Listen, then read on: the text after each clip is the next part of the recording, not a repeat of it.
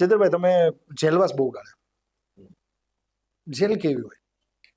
જેલમાં અમે જ્યારે જતા હોઈએ છીએ તો પહેલા તો જેલ આખું સ્ટ્રિક્ટ થઈ જાય, ઉપરથી સૂચના હોય કારણ કે તમે એમના નેતા જેલરને. તરીકે ગયા હોય. હા, જેલરને ઉપર બોલાવીને સૂચનાઓ જ આપે કે આ પ્રકારનું એટલે જઈએ. એટલે મોસ્ટ ઓફલી અમે હમણાં હું જેટલી જેલોમાં જાઉં એટલે મને સિંગલ રાખે, સિંગલ રહેવાનું. ટિફિન બહારથી એલાઉડ ના કરે, મુલાકાતોની ફિક્સ નક્કી હોય, એમાં બી એ ના કરે. બીજું કે બહાર પોલીસ ગાર્ડ લાગેલી હોય, એટલે બધી મર્યાદામાં જ કરવાનું હોય. એટલે જેલ ખૂબ જ અઘરી હોય મારા માટે, કેમ કે મારા શું છે ફોન બધું જમા થઈ જાય.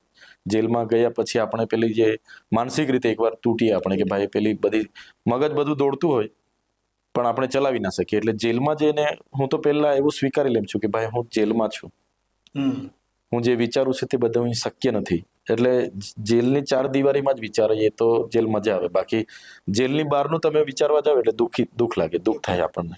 બિફોર જેલ અને આફ્ટર જેલ. હું હમણાં જેલમાં છું એટલું ગયા પછી મગજમાં બાંધી લેવાનું કે મને જેલ થયેલી છે, હું જેલમાં છું એટલે જેલ પૂરતું જ વિચારવાનું. તો તમે જેલ કાપી શકો, નહીં તો તમે બહારનું વિચારો ને તો જેલ કપાતી નથી. પણ સમય પસાર કેવી રીતે કરો? 24 કલાક કાપવી અઘરી ના થાય? જેલમાં લાઇબ્રેરી હોય છે, એમાંથી તમને જે પુસ્તકો જોઈએ એ પુસ્તકો મળી રહે છે. નહીં તો હવે નેતા તરીકે જેલમાં અઘરું હોય, કોઈના નવા કેદીઓ સાથે મુલાકાત બી ના થાય. અમુક કેદીઓ માનસિક હોય, કેટલાક સાયકો એ લોકો મારી ભારી દે તો આપણી ઇજ્જતના ધજાગરા થાય. એટલે હું ખાસ જેલમાં કોઈ કેદીઓને મળવાનો બહુ આગ્રહ નહોતો રાખતો, અને જે મળે એ ઓકે. હું વધારે અપેક્ષા નહોતો રાખતો જમવામાંની, બિસ્તરામાંની, બહાર નીકળવામાં, મળવામાં, વાતો કરવામાં કોઈમાં અપેક્ષા નહીં. બસ જેલમાં છું એટલું મનમાં રાખવી ને બીજી ફાલતુ અપેક્ષા રાખવા જઈએ ને એટલે દુઃખ થાય આપણને.